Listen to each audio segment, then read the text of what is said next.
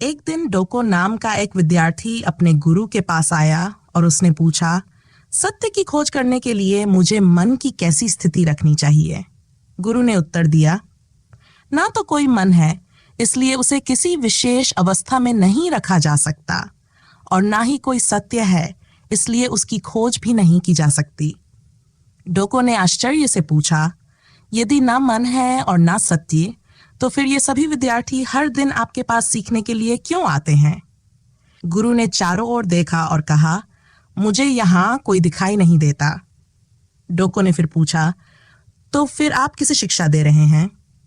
गुरु ने उत्तर दिया, मेरी तो कोई जीभ ही नहीं है, फिर मैं किसी को कैसे शिक्षा दे सकता हूं? यह सुनकर डोको उदास हो गया और बोला, मैं आपकी बात समझ नहीं पा रहा हूं, मैं आपका अनुसरण नहीं कर सकता। गुरु मुस्कुराए और बोले, मैं भी स्वयं को नहीं समझता। जीवन एक ऐसा रहस्य है जिसे कोई भी पूरी तरह समझ नहीं सकता, और जो व्यक्ति यह दावा करता है कि उसने जीवन को समझ लिया है, वह वास्तव में केवल अपने भ्रमों को समझ पाया है, जीवन को नहीं। क्योंकि जीवन कोई ऐसी वस्तु नहीं है जिसे शब्दों में बांधा जा सके, ना ही कोई ऐसा सिद्धांत है जिसे तर्कों के सहारे सिद्ध कर दिया जाए। यह एक जीवंत रहस्य है जो हर क्षण स्वयं को नए रूप में प्रकट करता है। यदि आपके भीतर थोड़ी भी जागरूकता है, तो आपकी पहली समझ यही होगी कि जीवन को पूरी तरह समझ पाना संभव है, और यही वह क्षण है जहां वास्तविक बुद्धिमत्ता जन्म लेती है। समझ का अंतिम निष्कर्ष यही है कि समझ की भी अपनी सीमाएं हैं। ज्ञान की पराकाष्ठा वही है जहां मनुष्य स्वीकार करता है कि जीवन उसके विचारों से कहीं अधिक विशाल है। यही इस सुंदर जैन कथा का सार है। जब गुरु कहते हैं, मैं स्वयं भी नहीं समझता, तो ये कोई साधारण उत्तर नहीं है। यह उस व्यक्ति का उत्तर है जिसने जीवन को इतनी गहराई से देखा है कि वहां सारे निष्कर्ष समाप्त हो गए हैं। यदि आप किसी सचमुच के जागृत व्यक्ति के पास जाएंगे, तो वह आपको किसी सिद्धांत या विचारधारा की ओर नहीं ले जाएगा।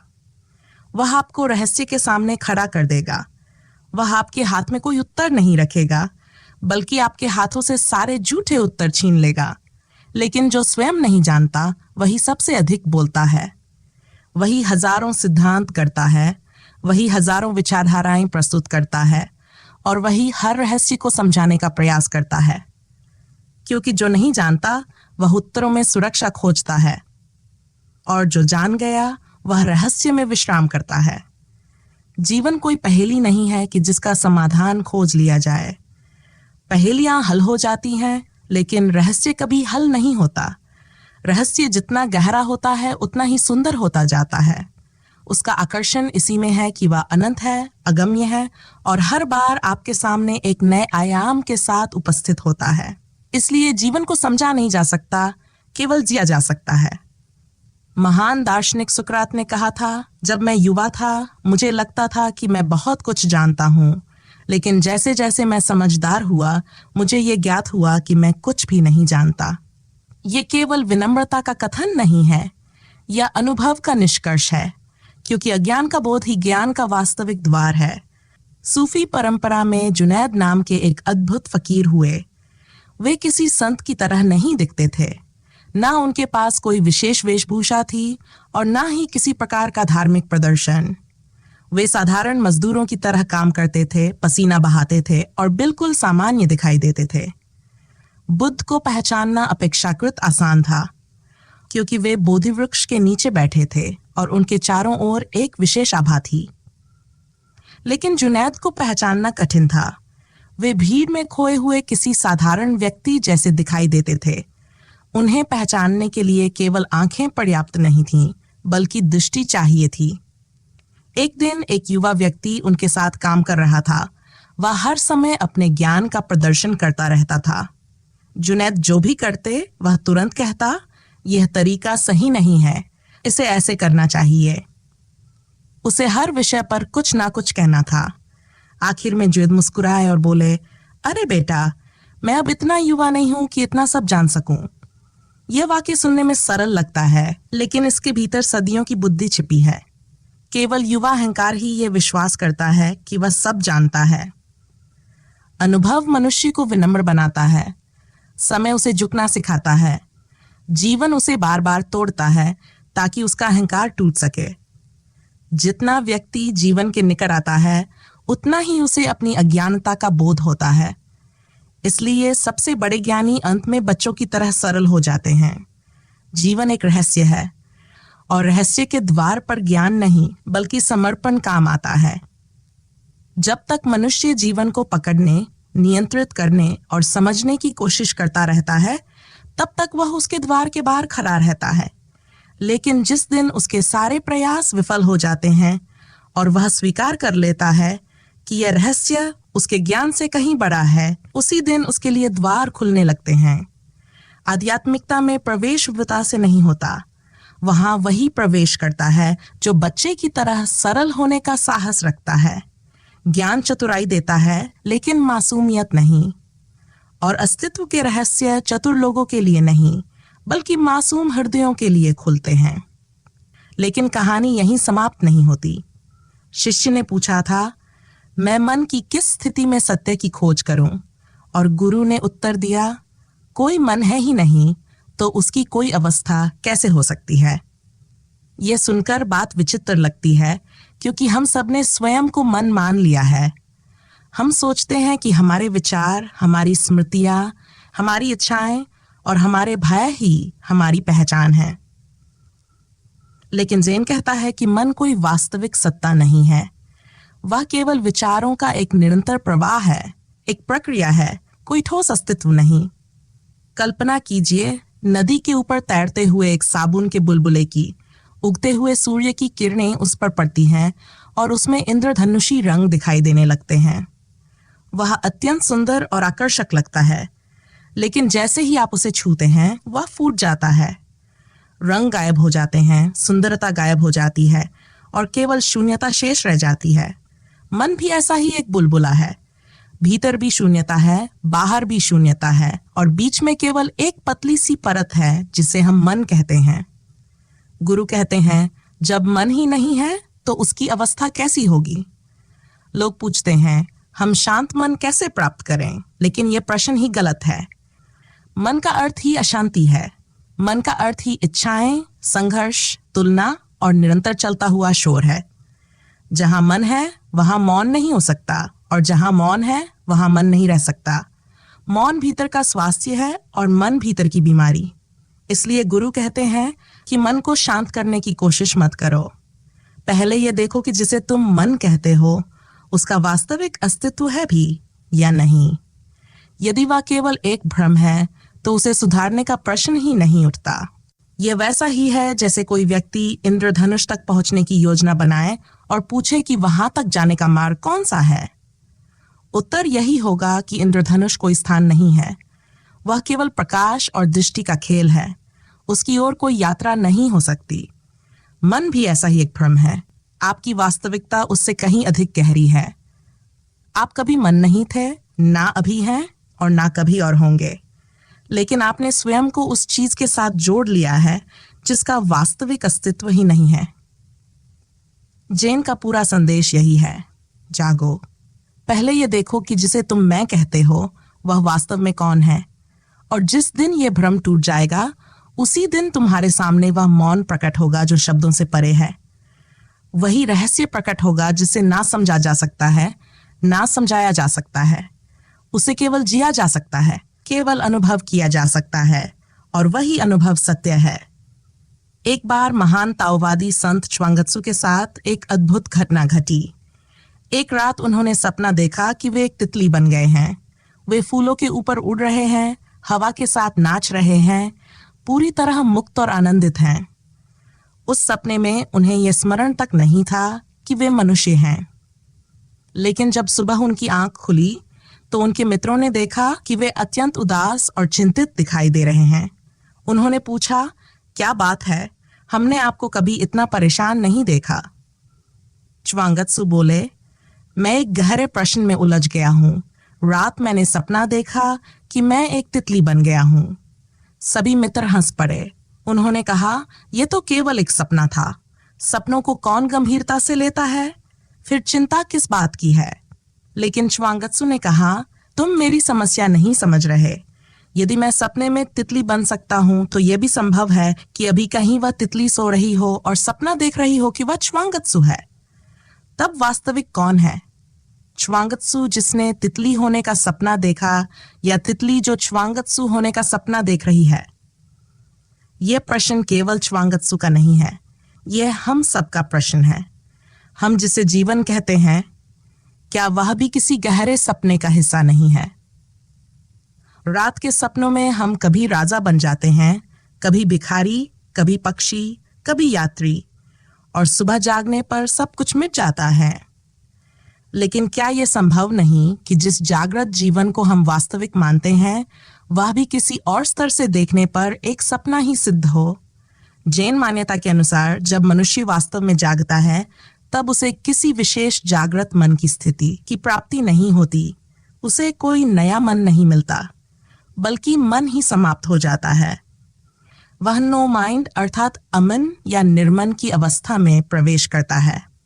यह सुनना कठिन है क्योंकि हम अपने पूरे अस्तित्व को मन के साथ जोड़कर देखते हैं। लेकिन ज़ेन का कहना है कि मन कोई वस्तु नहीं है, वह कोई स्थायी सत्ता नहीं है। मन केवल विचारों का प्रवाह है। जैसे नदी जल का प्रवाह है, वैसे ही मन विचारों का प्रवाह है। कल्पना कीजिए कि किसी मैदान में हजारों लोग खड़े हैं, आप उसे भीड़ कहते हैं। लेकिन यदि एक एक करके सभी लोग चले जाएं, तो क्या भीड़ कहीं बची रह जाएगी? क्योंकि भीड़ का कोई स्वतंत्र अस्तित्व नहीं होता, वह केवल व्यक्तियों का समूह है। मन भी ऐसा ही है। विचार उसके व्यक्ति हैं और मन उनकी भीड़। यदि विचार एक एक करके विलीन हो जाएं, तो मन नाम की कोई चीज नहीं बचती। तब केवल शुद्ध चेतना शेष रह जाती है। समस्या यह है कि विचार इतनी तेजी से आते जाते हैं कि हमें उनके बीच का अंतराल दिखाई नहीं देता। दो विचारों के बीच एक सूक्ष्म रिक्तता होती है, एक मौन का क्षण, और वही तुम्हारा वास्तविक स्वरूप है। उस अंतराल में ना च्वांगत्सु है, ना ही तितली, ना नाम है, ना कोई पहचान। वहां केवल शुद्ध अस्तित्व है। यदि उस क्षण तुम्हारे मन में यह विचार भी उठ जाए कि मैं बुद्ध हो गया हूं या मैं ज्ञान को प्राप्त हो गया हूं, तो समझ लेना कि बादल फिर लौट आए हैं। क्योंकि मैं बुद्ध हूं भी एक विचार है, और जहां विचार है वहां मन है, जहां मन है वहां शुद्ध आकाश छिप जाता है। दो विचारों के बीच की उस खामोश जगह को देखो, वहीं तुम्हारा वास्तविक घर है। विचार आते हैं और चले जाते हैं, भावनाएं आती हैं और चली जाती हैं, इच्छाएं उठती हैं और समाप्त हो जाती हैं। लेकिन जो उनके आने जाने को देख रहा है, वह कभी नहीं बदलता। बादल आकाश में आते हैं और विलीन हो जाते हैं, लेकिन आकाश बना रहता है। तुम बादल नहीं हो, तुम आकाश हो।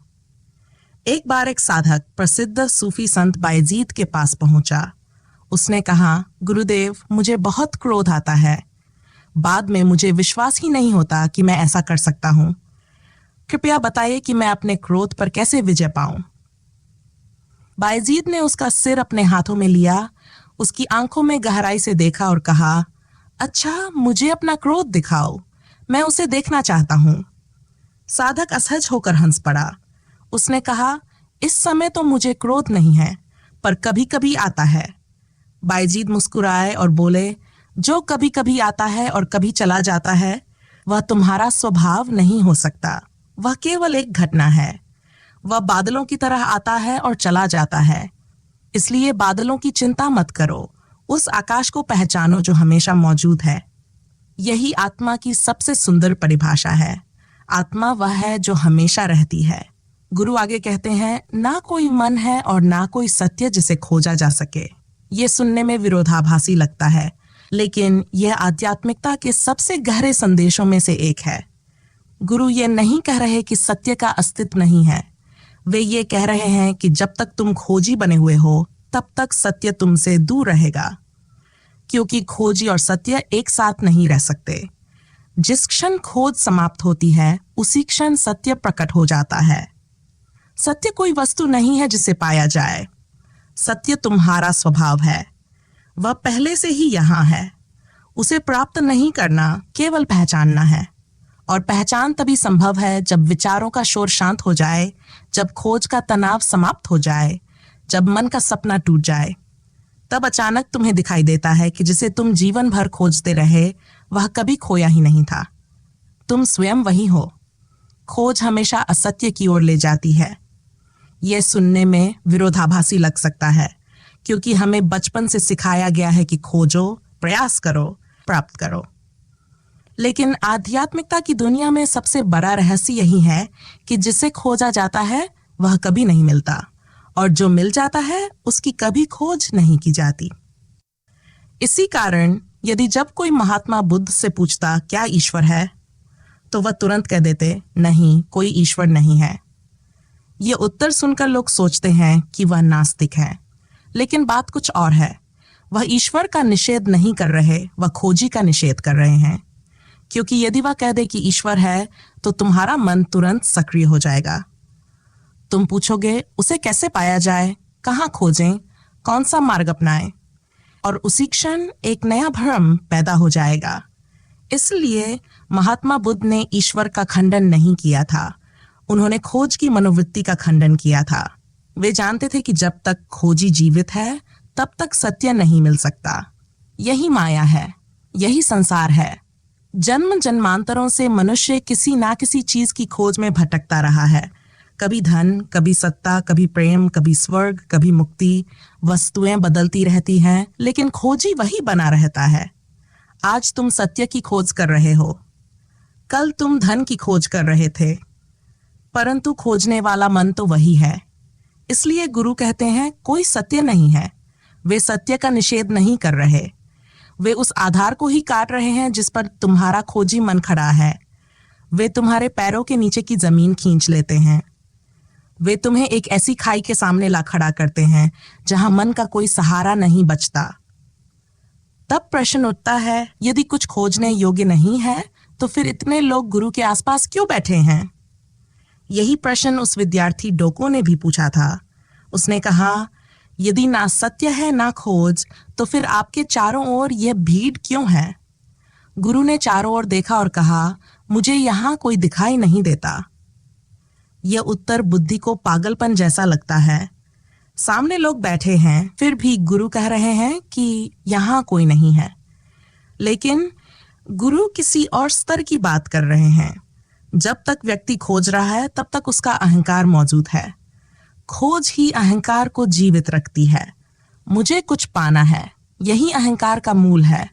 लेकिन जिस क्षण खोज समाप्त हो जाती है उसी क्षण व्यक्ति भी समाप्त हो जाता है। तब केवल उपस्थिति बचती है। तब कोई अलग अलग व्यक्ति नहीं रहते, केवल एक सामूहिक चेतना रह जाती है। कल्पना करो कि अनेक नदियां समुद्र में गिर जाएं। क्या फिर कोई कह सकता है कि ये गंगा है, ये ब्रह्मपुत्र है? सबकी पहचान समाप्त हो जाती है, केवल समुद्र बचता है। ठीक ऐसा ही तब होता है जब खोज समाप्त हो जाती है। व्यक्ति नहीं बचते, केवल चेतना बचती है। हम अलग अलग इसलिए दिखाई देते हैं क्योंकि हमारी इच्छाएं अलग अलग हैं। किसी को धन चाहिए, किसी को यश चाहिए, किसी को प्रेम चाहिए, किसी को स्वर्ग चाहिए। इच्छाएं सीमाएं बनाती हैं, लेकिन यदि इच्छाएं समाप्त हो जाएं तो भेद भी समाप्त हो जाते हैं। फिर ना तो कोई मार्ग बचता है, ना कोई लक्ष्य, और जब लक्ष्य नहीं बचते तब मन भी नहीं बचता। गुरु ने इसलिए कहा, मुझे यहां कोई दिखाई नहीं देता। लेकिन डोको फिर भी नहीं समझ पाया। बुद्धि हमेशा संकेत को चूक जाती है। उसने फिर पूछा, यदि यहां कोई नहीं है तो आप किसे शिक्षा दे रहे हैं? गुरु ने उत्तर दिया, जब मेरी कोई जीभ ही नहीं है तो मैं कैसे सिखा सकता हूं? अब यह और भी विचित्र हो गया। वे बोल रहे हैं और कह रहे हैं कि उनकी जीभ नहीं है। असल में वे कह रहे हैं, जिसे तुम शरीर समझते हो मैं वह नहीं हूं। जिस व्यक्ति को तुम देख रहे हो मैं वह नहीं हूं। उनकी हर बात एक चोट है, एक झटका है, ताकि शिष्य अपने मन से बाहर आ सके। लेकिन मन बहुत चालाक है। उसे जितना भी विचलित करो वह फिर अपनी पुरानी स्थिति में लौट आता है। जापान में एक विशेष गुड़िया होती है जिसे दारुमा गुड़िया कहते हैं। उसे चाहे जितना गिरा दो, चाहे उल्टा कर दो, वह फिर सीधी खड़ी हो जाती है। उसके नीचे का हिस्सा इतना भारी होता है कि वह बार बार संतुलन पा लेती है। मन भी बिल्कुल वैसा ही है। तुम उसे ध्यान से झकझोरते हो, जीवन उसे आघात देता है, दुख उसे हिलाता है, मृत्यु का भय उसे कपा देता है, लेकिन थोड़ी देर बाद वह फिर अपनी पुरानी स्थिति में लौट आता है। गुरु लगातार डोको के मन को हिलाते रहे, लेकिन डोको का मन हर बार पुराने ढांचे में लौट आता था। आखिर में वह निराश होकर बोला, मैं आपकी बात समझ नहीं पा रहा हूं। और तब गुरु ने अंतिम प्रहार किया। उन्होंने कहा, मैं स्वयं भी नहीं समझता। ये उत्तर अत्यंत गहरा है। साधारण गुरु कहते हैं, मैं जानता हूं, मेरे पीछे चलो। महान गुरु कहते हैं, मैं नहीं जानता। क्योंकि जो वास्तव में जानता है वह समझ जाता है कि अस्तित्व किसी निष्कर्ष में कैद नहीं किया जा सकता। मैं तुम्हें यह सब बताती हूं, इतना सब कुछ कहती हूं, लेकिन वास्तव में सिखाने के लिए कुछ नहीं है। यदि कोई निश्चित सत्य सिखाया जा सकता तो बात बहुत पहले समाप्त हो जाती। लेकिन सत्य कोई सिद्धांत नहीं है, वह एक जीवंत रहस्य है, इसलिए उसकी चर्चा अनंत है। इसीलिए बुद्ध बोलते रहे, महावीर बोलते रहे, लाओ त्से बोलते रहे, सूफी बोलते रहे। वे किसी निष्कर्ष तक नहीं पहुंचना चाहते थे। वे केवल तुम्हें उस स्थान तक ले जाना चाहते थे जहां तुम्हारे सारे निष्कर्ष टूट जाएं। शायद मैं भी उन्हीं का अनुसरण कर रही हूं। तुम अभी इसी क्षण पूर्ण हो। अभी और इसी क्षण तुम वही हो जिसकी खोज में भटक रहे हो। तुम्हें बदलने की आवश्यकता नहीं है, तुम्हें केवल जागने की आवश्यकता है। और इसलिए गुरु कहते हैं, मैं स्वयं भी नहीं समझता। ऐसा गुरु दुर्लभ है, क्योंकि अधिकांश गुरु दावा करते हैं कि वे जानते हैं। वे कहते हैं, मेरे पास उत्तर है, मेरे पीछे चलो। लेकिन सच्चा गुरु उत्तर नहीं देता। वह प्रश्नकर्ता को ही समाप्त कर देता है। वह तुम्हें कोई मंजिल नहीं देता, क्योंकि जानता है कि तुम पहले से ही मंजिल हो। वह तुम्हें कोई सत्य नहीं देता, क्योंकि जानता है कि सत्य तुम्हारे भीतर पहले से उपस्थित है। वह केवल तुम्हारे भ्रमों को तोड़ता है, तुम्हारी खोज को समाप्त करता है और फिर तुम्हें उस मौन के हवाले कर देता है जहां ना खोजी बचता है, ना ही खोज, ना कोई लक्ष्य, ना ही मार्ग। वहां केवल शुद्ध अस्तित्व है, वहां केवल मौन है, वहां केवल वही है जो सदा से था, जो अभी है और जो सदा रहेगा। कई लोग कमेंट करते हैं कि ऐसी बातें सुनकर लोग मानो पिछली सदियों में लौट जाएंगे, उनका विकास रुक जाएगा। उनका तर्क होता है कि यदि कुछ पाना ही नहीं, कुछ खोजना ही नहीं, तो मनुष्य आगे कैसे बढ़ेगा। लेकिन जब मैं ना खोजने की बात करती हूं तो उसका अर्थ यह नहीं होता कि आप अपने सांसारिक दायित्वों से भाग जाएं या अपनी आवश्यकताओं की पूर्ति करना छोड़ दें। उसका अर्थ केवल इतना है कि आप सत्य की अंधी और बेचैन खोज से बचें। संसार में रहते हुए आपको कर्म भी करना है, धन भी कमाना है, परिवार और समाज के प्रति अपने कर्तव्य ही निभाने हैं।